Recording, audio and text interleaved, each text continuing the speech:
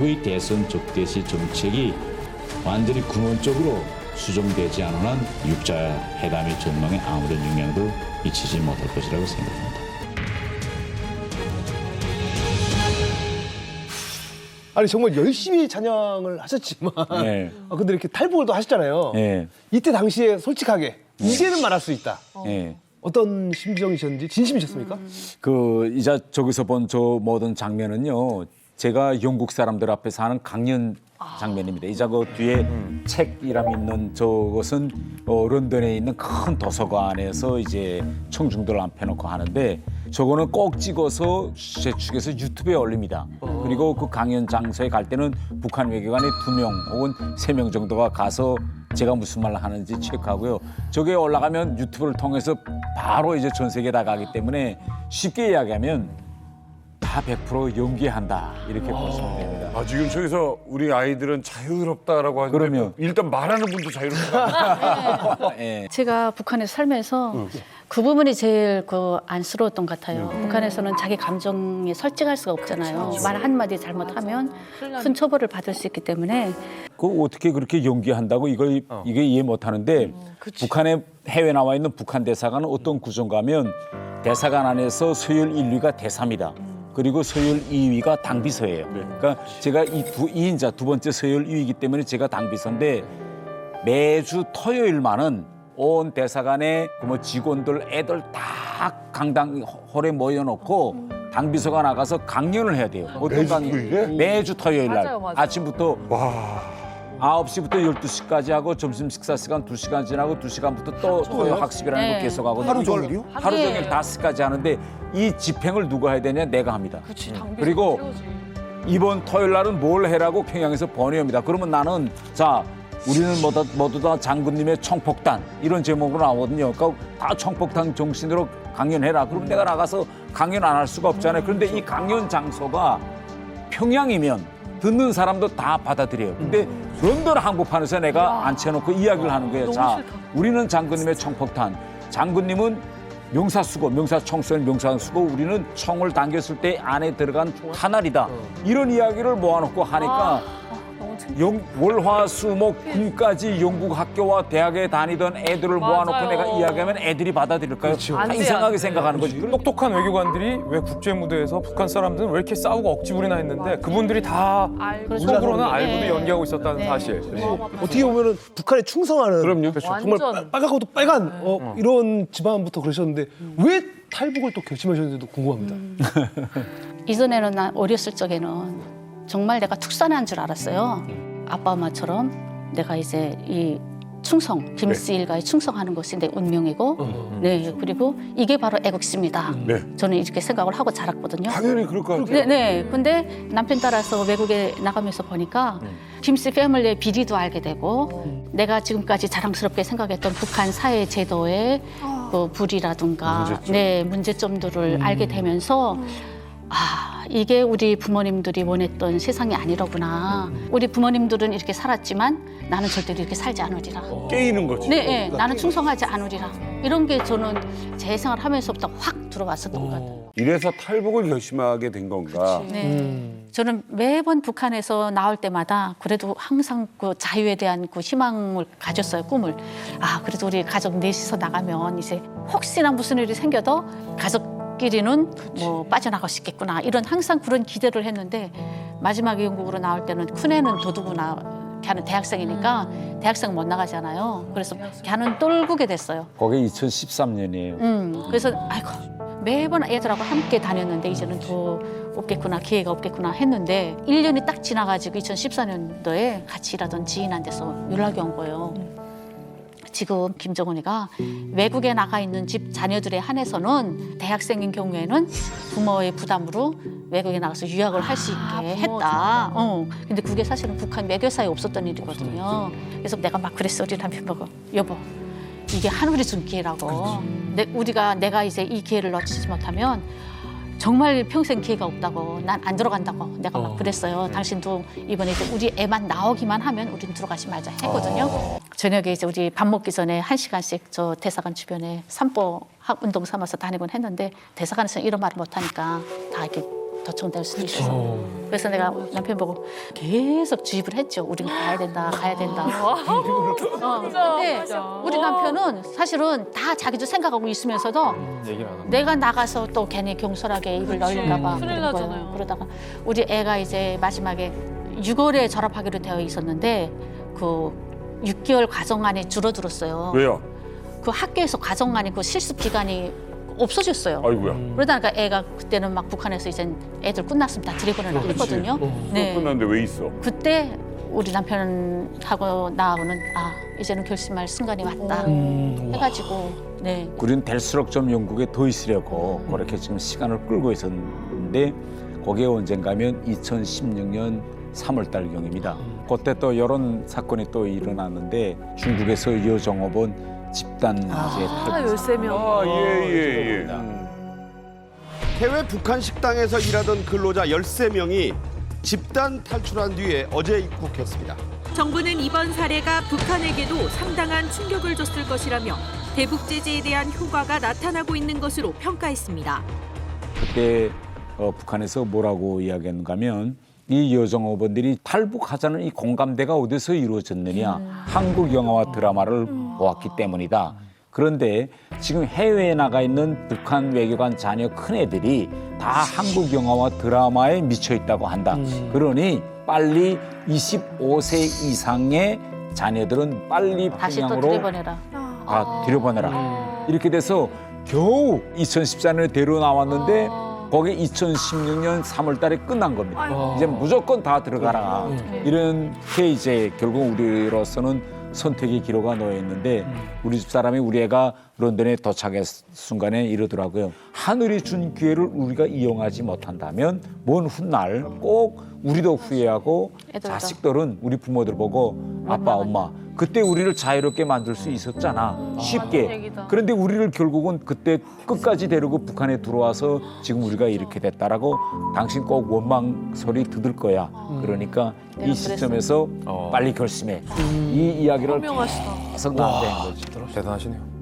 진심이다. 그리고 이건 엄마하고 이미 다 토론했다. 엄마도 동의했어요. 그러니까 동의했어. 난 그 말 처음 듣어요. 그러니까 가만히 있더니 부모님들이 그렇게 결정해 주신다면 저희들은 정말 좋겠는데 차마 저희가 부모님들 보고 마음은 있었는데 저희가 부모님들 얼마나, 보고 뭐랬겠어요. 본인 생각해보세요. 본인들이 지금 아이 때부터 걔들은 초등학교, 중학교, 대학까지 영국에서 살아난 애들인데 아니 영국에서 살던 애가 북한에 가 산다는 게 이게 말도 안 되잖아. 그러나 부모의 뜻을 따라야 되기 때문에 그런데 부모가 이 말을 꺼내주니까 너무 감사하다. 정말 저는 너무 감사하다. 그런데 아버지가 이겨낼 수 있으세요? 그렇게 되면 같이 아버지를 보증해줬던 그 선배들, 같이 일하던 대상한 저 사람들, 우리 친척들, 뭐 숱한 사람이 불이익을 보고 있는데 이 모든 책임을 아버지와 어머니가 다 져야 되는데 우리를 위해서 괜찮겠어요? 그렇게 물어보더라. 그래서 어차피 우리가 다 책임질 걸 다 책임지고 우리 소망은 다른 거 없다. 너희들만이라도 대한민국에서 좀 편히 자유롭게 살면 우리는 더 바랄 거 없으니까 너희만 오케이 하면 갈게. 그러니까 아버지가 감사합니다. 아이고. 오히려 네. 생각이 있었던 거지만 걱정. 말을 못했네. 그래서 17년 5월 3일.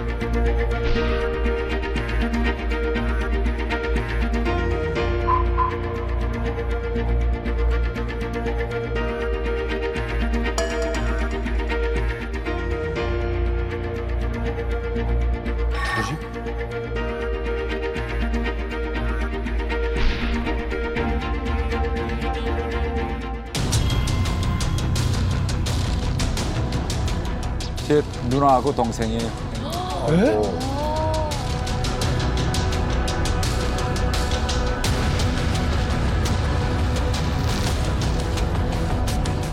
한 명도 없습니다 우리 감리 한 명도 다 자기 직책 프로 악선전입니다 그자는 한 생을 그렇게 목을 잘라서 쓴 담둔에 넣어내는 시원처럼 있어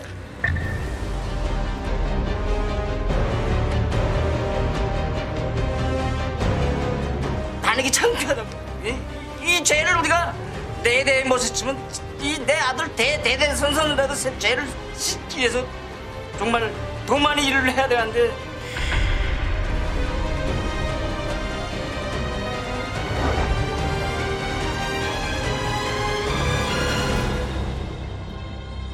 가족들 영상을 보시고 나서 태영호 의원님 어떠셨어요? 저는 그때 정말 가슴이 아팠고, 야, 이거 내가 우리 누나하고 그다음에 우리 동생한테 정말 많은 죄를 지었구나. 그러나 또 나는 여기서 그 죄를 내가 빨리 씻고 그들을 행복하게 만들려면 그들뿐만 아니라 북한에 있는 전체 북한 주민들을 빨리 더 자유롭게 만드는 것이 내 사명감이다. 네. 북한이 저걸 만드는 전 세계에 공개한 거는 결국은 나를 끌어안혀서 여기서 반복 인권활동을 하지 못하게 하자는 건데. 입 다물고 있으라는 거죠. 입 다물고 있으라는 거죠. 거기에 내가 무릎을 꿇는다면 그 다음 사람이 또 무릎을 꿇을 것이고 다 이렇게 될 겁니다. 그래서 나는 끝까지 싸울 것이다. 저는 이렇게 이제 그때 그걸 보면 그런 결심을 다졌죠. 한쪽에서는 막 변화가 일어나고 뭐 동독이 망하네, 통일하네, 뭐 러시아가 어쩌냐 뭐 이러는데 조국에서는 뭐 소금도 없고 채소도 없다 그러니까 아니 뭐야 우리가 이게 지금 뭘 잘하는 건지 못하는 건지 이런 생각도 많이 들고 그때 그러니까 어떤 쪽은 막 사명감도 생기고 또 한쪽으로는 가족들 생각이 나지 한쪽은 사회주의 망한 것 같지 그러니까 온갖 생각이 정말 밤에 되면 자리에 누워서는 별별 생각이 다 나는 거죠. 진짜. 그러니까 이제 그때쯤 되니까 또 이게 외교관들 동료가 있을 것 같으니까 89년, 90년 되면서 대사관들의 보위원들을 직접 파견하기 시작을 해요. 대놓고. 그래서 우리 있던 대사관인 이등석 기관이 왔는데 단땡땡이라고 왔는데 나는 세포비서입니다. 대사관의 세포비서, 당 세포비서. 세포비서한테 보위원이 조금 우습죠. 근데 보위원은 또 우리가 직통난이 있다고 또 뽀기고 그래 뭐 그러니까 이제 약간 왕따를 당시키는 그런 움직임이 있어. 보위원들은 약간 왕따를 시키는데 그러니까 이제 외화벌이 하자 뭐 이런 거 해서 뭐 조국에 바치고 뭐 나머지 조금 비용으로 쓰자 뭐 이런 식으로 계속 그런 거 당신하고는 안 한다. 이거 불법이다. 우리는 했거든요, 사실은. 우리는 했는데 구역 참사관이 후에 저한테 그러는 거야. 아, 저 한성현 여자친구가 너를 죽이겠다 근다. 한번 잘 봐라. 저 친구 당신에 대해서 독이 올랐다. 독이 올랐다고? 아, 독이 올랐다 그러더라고. 그래서 뭐 알았어. 근데 뭐 나야 뭐 수령님한테 뭐 모범적인 외교관이라고 칭찬까지 받은 사람이고 뭐 형도 조직 지도부에 있고 뭐 뭐가 떨려서 이런 배짱으로 좀 있었는데 저녁에 뭐 속보 이런 브레이킹 뉴스 막 가서 외교관들 다 앉아서 야 이거 뭐가 나오는 거야 도대체 뭐 어디가 브레이킹 뉴스라는 거야 근데 그때 엘레나 차우셰스카하고 니콜라이 차우셰스카 죽는 장면 그게 프랑스 앙땡뇌라는 텔레비전에서 제일 먼저 했어요. TV 나왔죠. 그걸 봤는데 차우셰스카 총살 당하는 게 나오는 거야. 맞아요. 시신 나오죠. 그러니까 저런 거 우리나라에서 일어나면 안 되는데 이랬는데 요 말이 보이부가 어떻게 꼬아서 평양에 보고를 했는가 하면 고용한 왈 위대한 수령님도 니콜라이 차우셰스카가 될 수 있다고 발언함. 다르고 오다르고 조치 바람. 나는 걱정스러워서 저런 일이 우리나라에서 일어나면 안 되는데 했는데 요게 살짝 꼬면 그렇게 되는 거야. 그러니까 그렇게 돼. 그러면 이 실제 어떻게 써서 보내는가에 따라서 이게 좀 달라집니다. 내용이. 네. 근데 이 정도로 말씀하셔서 북한에 만약 가셨다면은 정치범 지금 수용소에 가 계신 거예요.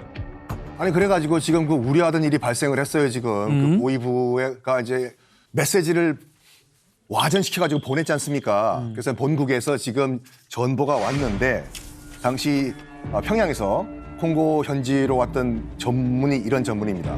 콩고 주재 대사관 참사 고영화는 국제의회 동맹 제85차 평양 총회 안내 통역원으로 동원되게 되었다. 즉시 출발 준비시켜 3월 10일 전에 평양에 도착할 것. 이런 전문이 왔습니다. 언뜻 듣기에는 뭐 승진 같기도 하고 애매한데? 국제의원연맹 회의 평양 총회가 5월 달에 진행이 되니 나를 통역으로 보내라. 뭐 용감스러운 일이니까 가야지. 그렇죠. 무슨 의미지 이게? 그래서 내가 아니 이제까지 국제회의를 할 때 무슨 정상들도 아닌데 평양에도 많은데 드글드글한데 왜 나를 부를까? 이런 생각을 응당했죠. 싸한 거네요, 분위기가. 네, 싸한 거죠. 분위기가 싸한 거죠. 그리고 알았습니다. 준비를 할게요. 나오다 이제 무전수한테 야, 어제 평양에서 전문 몇 개 왔어? 근데 2개가 왔어요. 하나는 뭐야?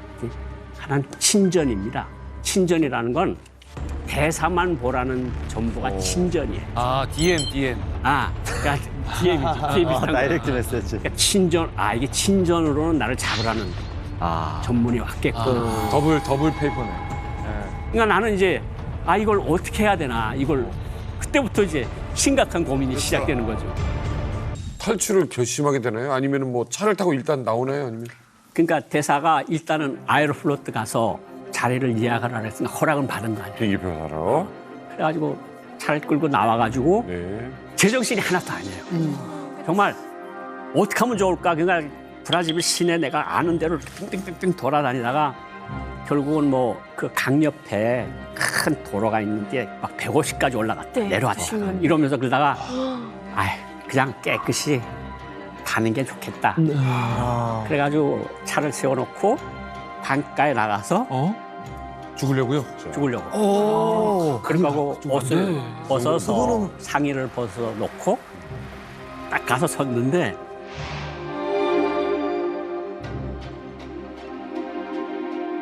강이 너무 무서워요. 왜냐하면 거기에 강폭이 급격히 좁아지면서 두물머리. 이렇게 막 그 큰 바위돌들이 많으면서 이게 막 경류가 치는 거기가 수도가 있는 데거든요. 무섭지. 그걸 보는데 저 말이 아플 것 같아 죽으면. 웃으면 안 되는데. 이게 발돌에 부딪히고 이러면서 너무 아프게 죽었어. 그래서 뒤로 두 발짝 왔어요. 그쵸, 잘하셨어요. 이거 옛날에 80년도에 스위스에 아따쉐르가 있었을 때 그 꿈꾸던 세상이 있지 않을까. 자유국가. 한번 내가 자유를 한번 뭐 그때 한국으로 오자는 소리는 아니고 그냥 그 자리에서 어쨌든 해서 그 자리는 피했어요. 그래서 죽진 않았어요. 그러면 이제 자 뒤로 뒷걸음질에 나왔어요. 이제 그 옷 벗어놓은 거는 그냥 뒀어요? 아니면 어떻게 해요? 옷을 벗어둔 거를 그냥 둬두고 거기에 내가 뭐 있다는 고용한이가 있었다는 게 뭐가 있어야 될 거 아니에요. 제가 대사관에서 비디오 가게 책임자야.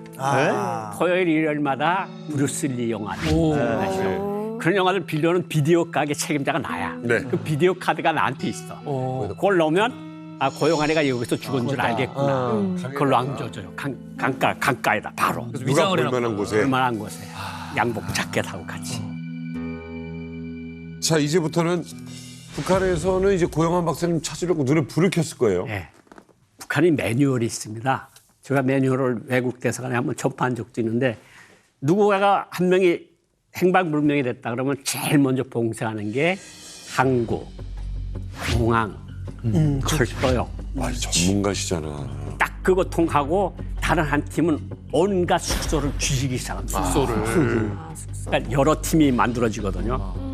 저 잡으러 결국 한 20명이 모였는데 중간에 있는 보위원들, 평양에서 온 보위원들 해가지고 저놈들이 이제쯤이면 항구에 있을 거고 공항 막았을 거고 제일 중요한 거 소방대사관들은 이미 사람들이 가 있을 거다. 거기다가 아시아인이기 때문에 눈에도 잘 띄고. 눈에도 잘 띄고. 뭐 걔네를 또 그 안에 격술대표단이라고 북한에서 오신 분들이니까 다 알겠지만 격술이라고 특수부대 훈련을 하는 사람들이 있거든요. 격술부대가 그때 한 30-40명 와 있었는데 걔네들 풀면 걔네들한테 잡히면 뼈도 못 치려. 그냥 군견처럼 달려드는 거예요. 그러니까 차 끌고 다음 접선지가 가능한 다음에 제가 도망칠 수 있는 그런 것들을 한두 번씩은 생각해 두거든요. 평상시에 그걸 생각해 두셨던 그러니까 평상시에 여기 무슨 일이 있으면 일로 가면 저쪽 나라로 옆 나라로 갈 수가 있다. 그러니까 가장 중요한 거는 그 나라를 빨리 떠나는 거예요. 그러니까 차를 가지고 아스팔트 길이 있는 데까지 갔다가 포장도로를 국경으로 가는 거군요. 국경으로. 쪽으로 계속해서 그래서 가다가 차도 더 못 들어가는 데서 갔는데 걸어가요? 걸어도 갔죠. 걸어도 일정한 지역을 걸어갔고 기름이 다 떨어졌거든요. 내가 도망칠 생각을 그래도 그럴 줄 알았으면 기름이나 많이 채워. 그러니까 만땅을 채우고 갔어야지. 그렇지. 근데 돈은 한 100불 정도가 있었는데 이건 언제 내가 써야 될 수 있는 돈인지 모르잖아요. 아직까지 내가 목적지에 도착을 못했는데. 와 토끼몰이 됐다. 그러니까 그래서 어쨌든 걸어도 가고 그래서 일정한 장소에 갔어요. 네. 어디요? 일정한 장소 어디입니까?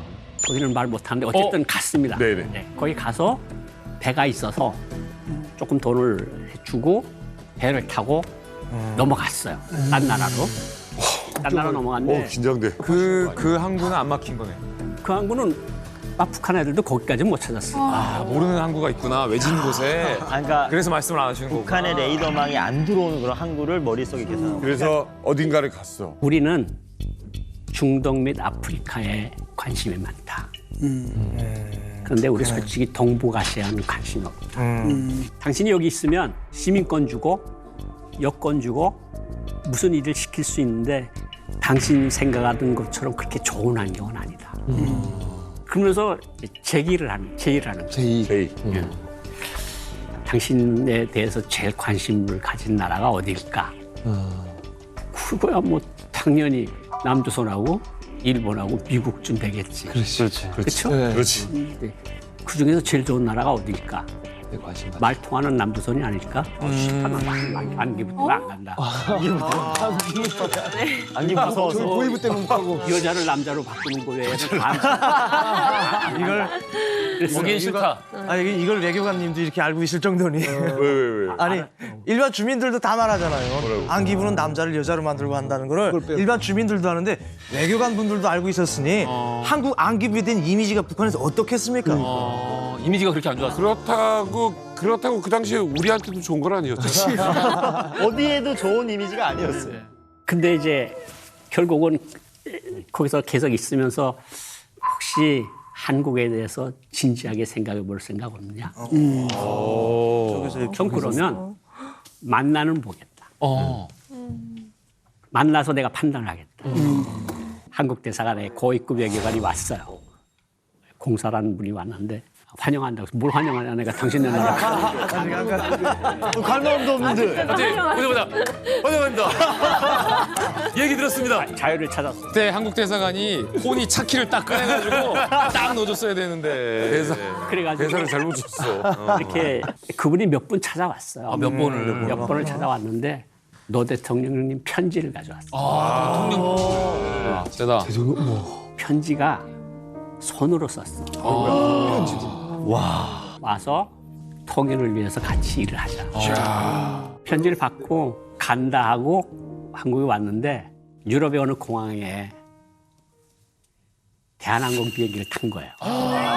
우리도 대한항공 탔는데. 근데 그 대한항공은 제가 외국 다니면서 많이 봤거든. 근데 북한 비행기보다 다 비행기는 좋더라고. 그건 다 인정을 하는데 내가 칼기를 탈 줄은 꿈에도 생각 안 했어. 정말. 진짜로. 비행기를 타는데 진짜 울컥하더라고. 진짜 울컥하고 들어오는데 저 밑에 보이는 게 서울입니다. 그런데 눈물이 쏟아지더라고. 진짜 그때 쫙한데 그때 어떤 생각이 드는가 하면 왜 바닷가에 나가면 오징어 잡이배들 그래요. 펼쳐지잖아요. 맞아요. 서울이라는 망망대에 떨어지는 하나의 미랄 같은 건데 내가 저기서 뭘 해 먹으면 뭘 하고 살까? 약간 막막했구나. 아, 내가 진짜 이게 잘하는 걸까? 계속 고민을 하는 거야, 지금. 지금까지도 이렇게 계속 계속. 나 혼자 친척도 없고 아무도 없고. 아무도 없는데 내가 뭘 하면 누구에게 정을 붙이고 살까?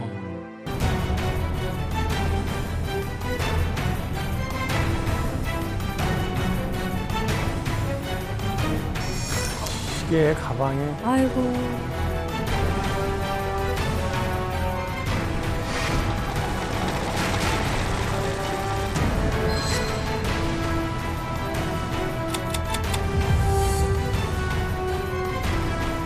(1960년 7월) 남산고중을 졸업을 앞둔 이런 때인데 위대한 장군님께서는 이 대동문을 배경으로 기념사진을 남겨주셨습니다.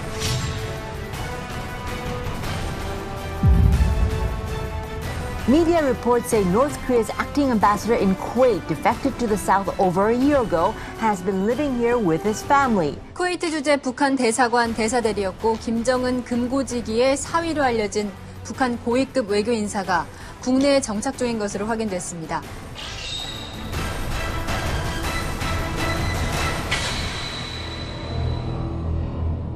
자, 이만갑에서 정말 모시고 싶었습니다. 사실 뭐 여러 루트를 통해서 저희도 접촉을 뭐 1년 이상을 했는데 이렇게 모시기 정말 어려운 분이죠. 그렇죠. 제가 알고 들어도 그 뉴스의 인터뷰 이후에는 공식적으로 프로그램에 출연을 저희 프로가 오늘 처음인 것으로 알고 있는데요. 네, 맞습니다. 사실 이 프로그램에 그 나오기까지는 정말 고민이 많았습니다. 아무래도 김종훈의 금고지기로 알려진 저의 장인어른과 그리고 장모 그리고 또 저희 어머니가 아직 북한에 살아 계시거든요. 예, 그래서 이분들한테 무슨 폐가 끼치지 않을까라는 그런 두려움과 걱정 때문에 지금까지 언론에 자주 노출이 되지 않았던 그런 상태였습니다. 그럼에도 불구하고 용기를 내신 이유는 뭘까요? 그 우리가 왜 김정은 정권을 등지고 대한민국에 오게 되었는지 또 우리가 점점 지금 미쳐가고 있는 저 김정은 정권의 실상에 대해서 세상 사람들에게 좀 알려야 되겠다 그런 자각을 가지고 이만갑에 나오게 됐습니다. 오늘 너무 환영합니다. 우선 안전 대표가 없습니다 거기는. 예, 그럴 필요가 없으니까. 그러니까 아무래도 조금 자유롭다고 할까? 그래서 편하겠네요. 예, 상당히 뭐 인터넷도 하고 싶으면 하고. 검색을 뭘 해보셨습니까, 맨 처음? 처음에 아무래도 좀 흥미로운 게 있지 않습니까? 뭐예요? 드라마? 김종일이라고 쳤습니다. 대박. 김정일에 대해서 어떤 뉴스들과 자료들이 있는지 그걸 이제 보고 나오셨다. 예, 그렇습니다. 그리고 저희가 아무래도 인터넷을 접한다는 그 자체가 북한에서는 할 수 없는 일이 아닙니까? 그러니까 해외에 나오면서 가장 흥미로웠던 점부터 하나하나 인터넷을 통해서 서치를 하는 겁니다. 그러면 자 김정일이라고 검색을 했습니다. 뭐가 나오던가요? 우선 1942년으로 뜨더라고요, 생일이. 근데 저희 장인이 1941년생이거든요. 근데 저희 장인하고 같은 나이가 동년배입니다. 그런데 42년으로 뜨더라고요. 많이 들어왔네. 그래서 이것도 조금 좀 다rus나? 뭐 이런 식으로 이렇게 보다가 더 흥미로웠던 거는 저희는 그 어릴 때부터 백두미령 고향집에서 탄생했다는 것을 그렇게 배우고 그렇게 믿고 있었어요 그때까지. 당연히 그렇게 믿고 있죠. 종교인데. 그래서 채 보니까 아니 뭐 백두미령 고향집이 아니고 저기 러시아 국동 지역에 있는 그쪽에서 태어났다고 써 있더라고요. 그러니까 완전히 멘붕이 오는 겁니다. 알고 있던 그 고향 전부터. 이게 완전히 처음부터 완전히 다르지 않습니까? 김정일이라는 세 글자를 침으로써 출생의 비밀로 들어가 버린 거예요. 그러니까 42년 백두산 미령 출생이 아니고 사실은 1년 전인 1941년 소련 군대위였던 김일성의 근거지였던 브야츠크 병영에서 태어난 유라를 만나게 된 거죠. 그럼 이제 고구마 줄기, 감자국 줄기처럼 그냥. 그죠. 검색어가 쭉 연동이 돼가지고 쭉 나오지 않습니까? 거기에 또 뭐 저희는 아마 다 알 거예요. 6.25 전쟁이다 하게 되면 저희는 북침으로 알고 있거든요. 그렇게 뭐 배워왔고 그러니까 6.25가 북침이 아니라 남침이다. 이런 거는 또 그 소련이 해체되면서 그런 이 문건들이 노출돼서 나오지 않았습니까? 이건 진실 아니에요. 아니 정말 궁금한 게 북한 사회 지도층 엘리트도 6.25가 남측에서 치고 올라간 걸로 모릅니다. 엘리트신데. 모릅니다. 진짜. 인터넷을 접하지 못하게 되면 이거는 절대 알 수가 없는 거예요. 김정일 검색을 했더니 쭉쭉쭉쭉 나와. 진실을 접했을 때 기분은 무엇으로 그 뒤통수를 한 대 맞았다는 그런 기분. 그럴 것 같아요. 그럴 것 같아요. 야, 이런 것까지 다 속여내는. 그러니까 제가 진짜 승상했던 숭배했던 그 김씨 일가가 우리들 이렇게 걸려먹어. 종교가 깨진 뭐 이런 그 느낌이라고 할까? 그런 느낌이 확 드는 거죠. 잊어먹은 이후에 그래서 저 대사관에 세포비서 하는 양반이 하나 있었거든요. 1등 소기관인데 그 친구 보고 자 여사무사에서 지금 선전화를 우리가 잊어먹었는데 이걸 조국에 평양에 보고를 해야 되겠다라고 얘기를 하니까 그것도 뭐 이렇게 굴고 부스럼 만들 게 있냐.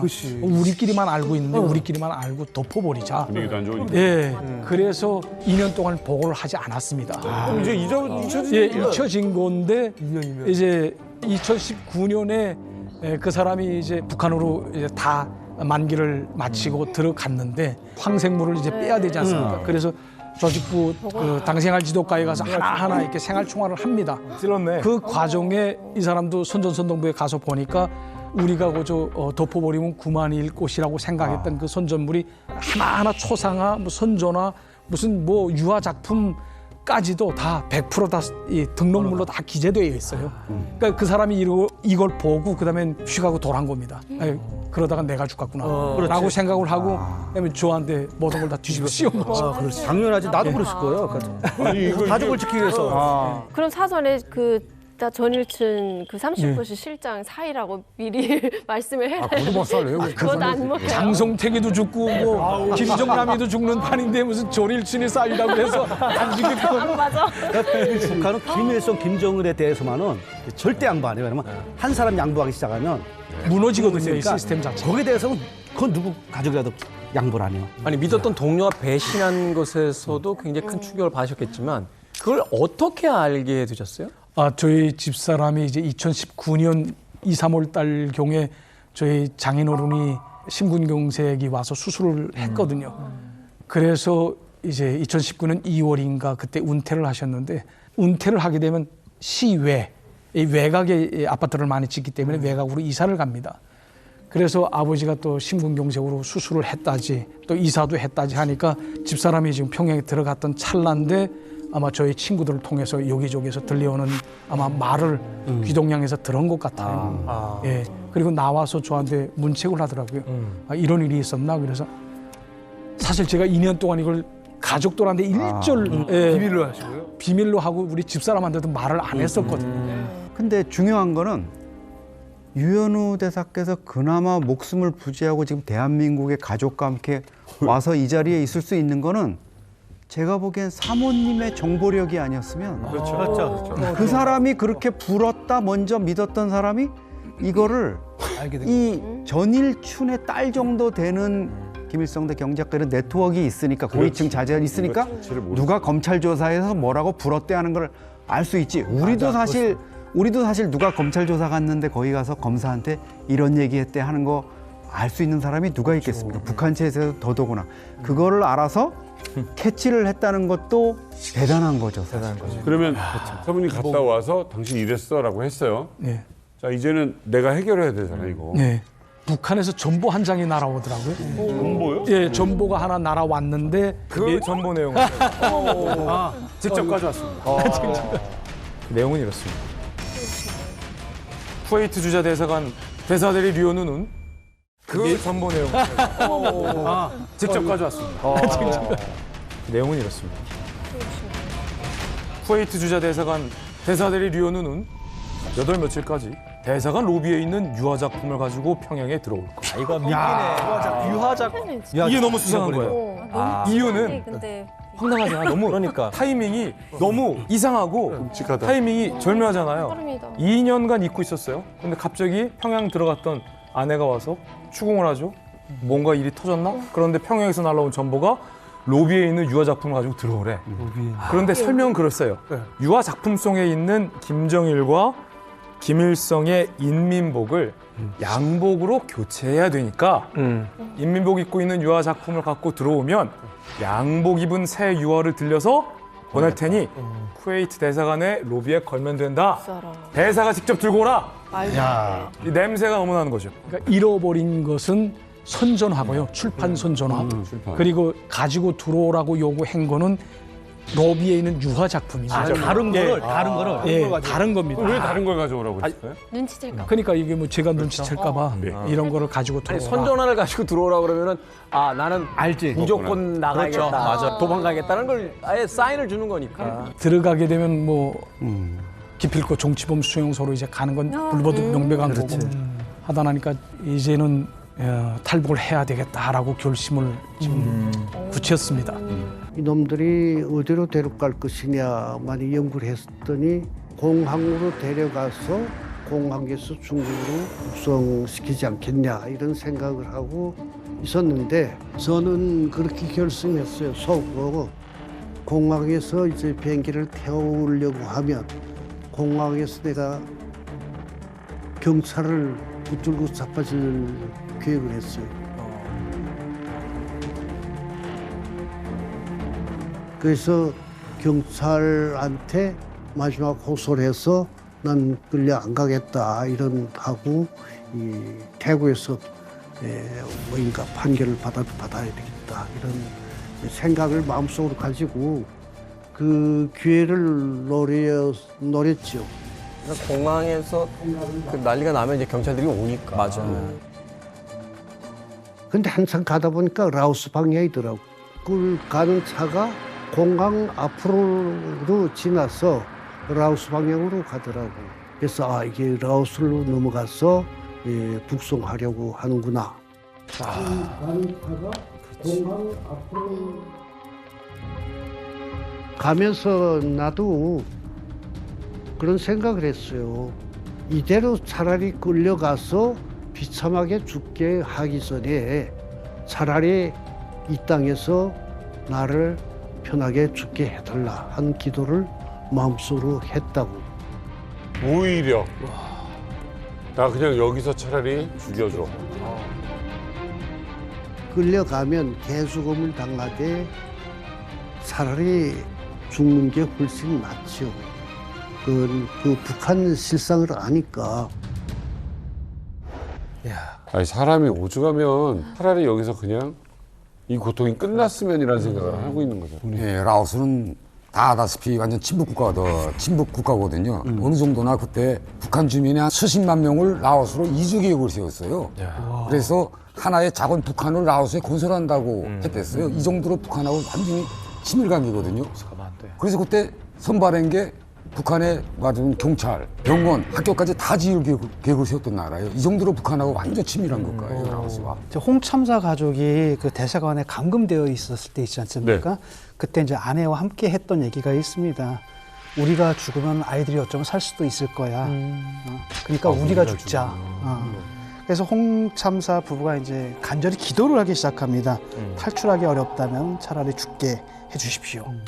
그리고 차 지금 타고 있지 않습니까? 그래서 뭐라 하냐면 차라리 이 차가 뒤집혀서 우리가 죽었으면 좋겠다. 그렇게 기도를 했다는 겁니다. 참 부모 입장에서 봤을 때 얼마나 처절한 거예요. 말이 돼. 그러니까 우리가 죽어야지 아이들의 그런 그 죄값이 좀 약간 경감이 될 것이다. 우리가 죽어야지 아들이 산다 이건데 당시 이제 홍참사 부부가 타고 가던 버스가 2년밖에 안 된 미니밴이었거든요. 그러니까 어떻게 보면 북한 입장에서 봤을 때 거의 새 차예요 이게요. 어차피 지금 그 차는 그 방콕을 지나가지고 라오스 쪽으로 가고 있습니다. 여기는 4차선 직선도로예요. 허 벌판의 직선도로인데 갑자기 그냥 허 벌판에 있는 4차선 직선도로에서 빵! 빵! 달리던 미니버스가 전복을 해요. 진짜 사고가 진짜로. 어떻게? 그러니까 정말로 우리를 죽게 해주십시오라고 했던 기도가 현실화된 것인지 기적과도 같이 차가 전복해요. 정말 기적 같은 상황이고 어떻게 이런 일이 있을까? 라는 생각이 드는 버스 사고거든요. 도로를 좀 재현해 봤습니다. 그러니까 그때 당시 홍참사의 작은 아들을 태운 승용 차량이 앞서서 라오스 국경 방향으로 달리고 있었고 부부를 태운 미니버스 뒤따르고 있었습니다. 물론 호박됐고 양쪽에 보이부 요원들이 강하게 양쪽에 딱 나란히 라오스 국경 방향으로 달리고 있었던 거예요. 그런데 갑자기 타이어 하나가 펑 하더니 미니밴의 타이어 하나가 빠지면서 차량이 막 흔들리기 시작합니다. 타이어가 빠져요? 그러더니 차량이 한 바퀴를 굴러서 도로 바깥으로 전복되게 됩니다. 한 바퀴를 굴러서 도로 바깥으로 전복되게 됩니다. 유리창도 깨지고 썬루프도 열리고 급기야 이 안에 탑승했던 홍참사의 아내가 버스 바깥으로 튕겨나가서 떼굴떼굴 굴러서 도로에 쓰러지게 된 거예요. 기적과도 같은 버스 사고가 이렇게 난 거예요. 이게 믿기지가 않네. 이게 가능하다고요? 제가 이 북한 외무송에 있을 때 이 사건에 연루돼 있었던 그런 사람을 제가 알거든요. 그 사람이 당시 상황에 대해서 저에게 쭉 얘기한 적이 있었는데 그때 당시에 태국은 그 비포장 도로가 굉장히 많았대요. 그러니까 북한처럼 도로가 울퉁불퉁하면서 나쁘니까 차가 계속 왔다 갔다 하는 과정에 이 타이어가 계속 닳고 했는데 옛날에는 다 튜브를 연 그런 타이어였답니다. 하다가 이 튜브를 놓고 이제 가다가 타이어가 이거 빵 하고 파수가 났다는 거예요. 펑크가 났다는 겁니다. 그러면서 이게 차가 흔들흔들 하다가 이제 전복이 되는 그런 상황이 발생이 됐다고 하더라고요. 그래도 그게 지금 터진다고? 저도 안 믿겨요. 이런 일이 실제로 벌어졌다는 게. 근데 지금 저는 그래도 비관적인 거. 보이는 떨어졌고 어쨌거나 보이부는 저 안에 있고 앞에 벤츠 한 대에도 지금 또 타 있어요 보이부가. 그렇지. 참사님 그 아내분은 튕겨져 나오셨잖아요. 이 정도면 어마어마한 큰 사고인데 많이 다쳤을 것 같은데요. 자, 지금부터 무슨 일이 벌어지는지 설명을 드리십시오. 일단 홍순경 참사의 아내가 썰루프를 통해서 도로로 구른 상황이잖아요. 당시 홍 참사의 증언에 따르면 아내의 손등과 팔 피부가 다 벗겨져서 피가 철철철철철 나는 상황이었어요. 보세요. 사고가 이렇게 배형 사고다 보니까 주변에 인근에 있는 사람들이 웅성웅성 모여들기 시작합니다. 홍 참사 기억에 따르면 한 200명가량 시민들이 모여서 우리가 좀 도와줘야 되는 거 아니야? 많이 다친 거 아니야? 라고 웅성웅성 사람들이 모이게 돼요. 보이보 요원들이 사람들이 모여드는데 홍 참사를 포박하고 있잖아요. 아내가 떨어져 있는데 포박 상태구나. 눈치가 보일 거 아닙니까? 그러니까 보이보 요원들이 경찰이 아닌데. 그렇지. 네. 눈치를 보다가 일단 홍 참사의 포박을 풀어주게 됩니다. 슬그머니. 게다가 주변 사람들이 신고를 해서 현장에 경찰차가 출동합니다. 앰뷸런스까지 현장에 도착을 하게 됩니다. 삐뽀삐뽀 이렇게 앰뷸런스가 출동하게 된 상황이에요. 홍 참사가 딱 보니까 보이보 애들도 정신없는 거예요. 그렇지. 그러니까 홍 참사가 이때 기지를 발휘합니다. 슬금슬금 아내를 부축하더니 네. 홍 참사가 아내를 안고 슬금슬금 앰뷸런스로 잽싸게 뛰어듭니다. 앰뷸런스 문을 닫고 홍 참사가 고 호스피털 이라고 간절하게 외칩니다. 앰뷸런스는 아내를 태우고 병원 쪽으로 내달리기 시작합니다. 예, 홍 참사가 아내를 부축해가지고 앰뷸런스에 탔죠. 그래도 최고 수준의 보위분들 아닙니까? 한 사람이 딱 올라탄 거예요. 감시를 벗어나지는 못하게 된 거죠. 그래서 셋이 인근 병원으로 함께 이동을 합니다. 그런데 어쨌든 이 사건이 태국 내에서는 굉장히 큰 사건이었나 봐요. 그래서 신문에 대대적으로 보도가 됐고 또 그 결과 한국에서도 홍 참사 일가에 관한 뉴스가 보도가 됐습니다. 홍 참사님 부부를 이렇게 보호해주고 도와주고 있잖아요. 그리고 혹시 아들도 되찾는 거를 좀 도와줄 수는 없는 건가요? 가능합니까? 이게 조금 불가능하다고 봅니다. 왜냐하면 막내 아들이 지금 북한 대사관 안에 이제 옥류돼 있거든요. 그러니까 북한 대사관 안에는 다 북한 영토로 돼 있기 때문에 태국 경찰도 이거 섣불리 이거 다쳤다가는 두 나라 사이의 그 외교적인 사안으로 비화될 수 있는 그런 여지가 있거든요.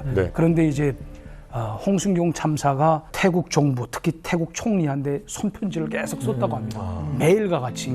예, 그리고 이게 홍순경 참사가 대체로 이렇게 영어를 말은 잘하지만 이렇게 구를 잘 쓰지 못했다고 합니다. 그런데 사전을 다 이렇게 뒤져가면서 하나하나 찾아가면서 정말 한 뜸 하면서 제발 우리 그 막내 아들 살려주십시오, 도와주십시오 하는 그런 내용으로 이제 편지를 썼다고 합니다. 아무래도 태국 총리도 부모가 아니겠습니까? 자식 키우는 부모거든요. 그러니까 그 사람의 고통이 얼마나 그 쓰라린가 하는 걸 아마 느꼈을 겁니다. 아마 이게 통하지 않았겠는가라는 생각이 들어요. 이 홍순경 참사의 아들을 구하려는 그 간절함이 이제 마지막 기적을 만들어냅니다. 태국 정부, 당시 이제 태국 총리였던 추안 릭파이가 사건에 대한 것들을 보고받고 나서 북한의 최후 통첩을 해요. 사실 생각을 해보세요. 태국은 제3자란 말이에요. 그렇죠. 자국 영토에서 북한의 그 불법 행위들이 있었지만 그런데 이 추안 릭파이 당시 태국 총리가 뭐라고 이야기했냐면 홍순경 참사의 아들을 돌려보내지 않으면 즉각 북한과의 외교 관계를 단절하겠다. 그리고 대사관 철수시킨다. 다 추방하겠다. 멋있다. 그러니까 엄청난, 그러니까 소위 한 국가가 다른 국가에게 전쟁 이외에 둘 수 있는 최고의 강수를 둔 거예요. 이거는 이 외교 역사에서 아마 이런 경우가 그렇게 많지 않아요. 일어날 수 없는 일이에요. 기적적인 일이에요, 진짜. 당시에 태국하고 북한 사이에는 범죄인 인도 조약이 맺어지지 않았거든요. 태국 경찰이 체포해서 태국에서 재판을 받게 해야 되는 이런 사안이라는 자국 내에서 거죠. 벌어진 일이니까. 그다음에 이 사람들을 납치를 했단 말이죠. 이것은 태국의 주권에 대한 침해예요. 있을 수가 없는 일이거든요. 당연히 화가 날 만한 겁니다. 그다음에 북한에서 굉장히 충격을 받았겠죠.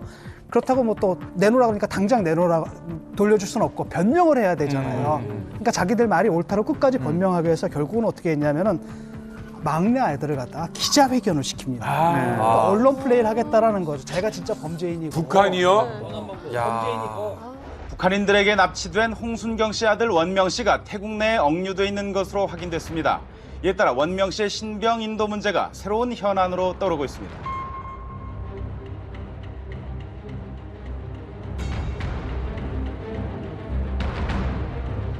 The immediate release of Mr. Hong Won Myung. son. 나 갑자기 왜 이렇게 태국이 고마워지지? 외무장관 되게 멋져요. 여름이가 태국으로 가야겠네.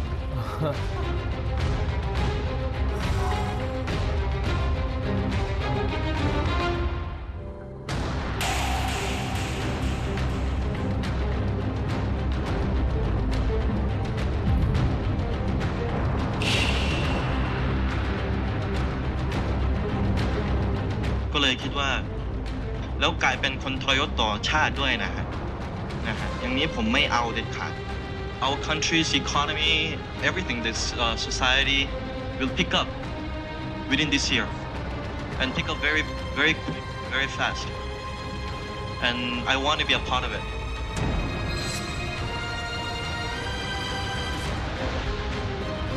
근데 우리가 여기서 이제 합리적 의심을 해볼 수 있죠.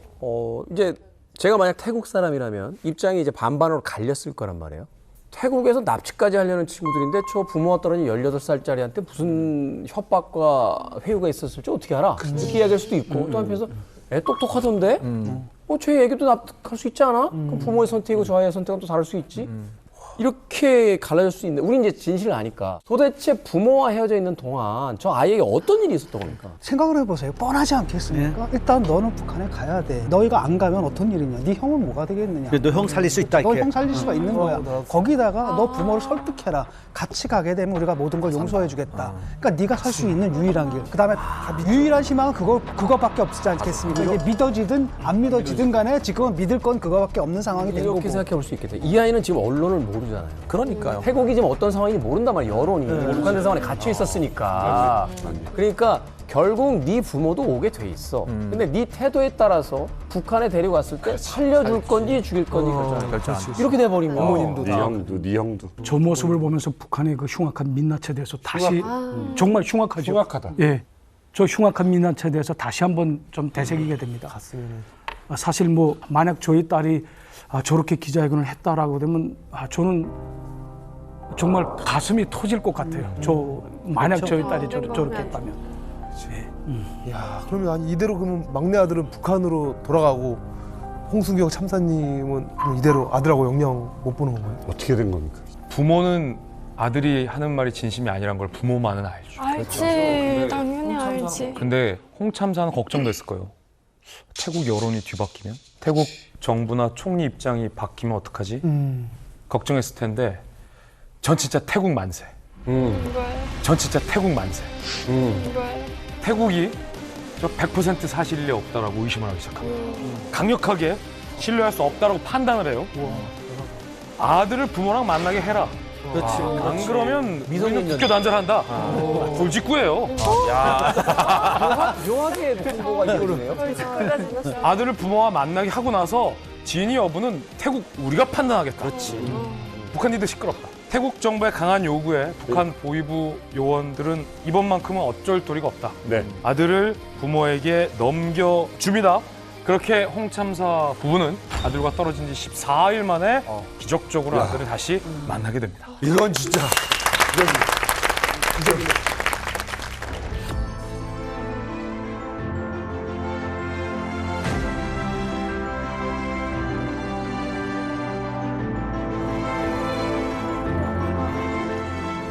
엄마가 아이고 머리만 컸지 애야. 그러니까 일하는 분이 아이를 데리고 우리한테 왔어.